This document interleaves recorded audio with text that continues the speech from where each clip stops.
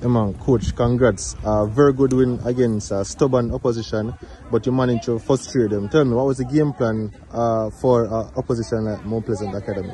When we initially starting at the game, we wanted to stretch them, so we start playing the balls a bit long, and then when we get them to start drop deep, then we'll try and then start protest the ball and play the ball around some more.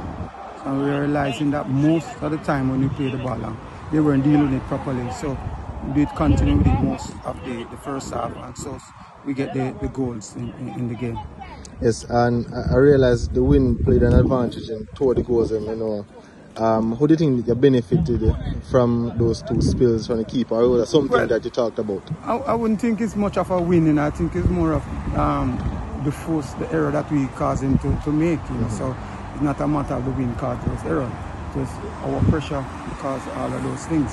Right, and coach, lastly, how do you keep the guys motivated after a big win like this? How do you keep them grounded, head on for the next game? Well, it's very difficult, because what we have to try and do, But what I try and do is that to try and make them have some entertainment type of training, some fun training, not to make it too serious and stringent, so them will just easily can adapt to it and things. So I think that will help them, go through knowing that, we're winning, so we just can continue in that vein.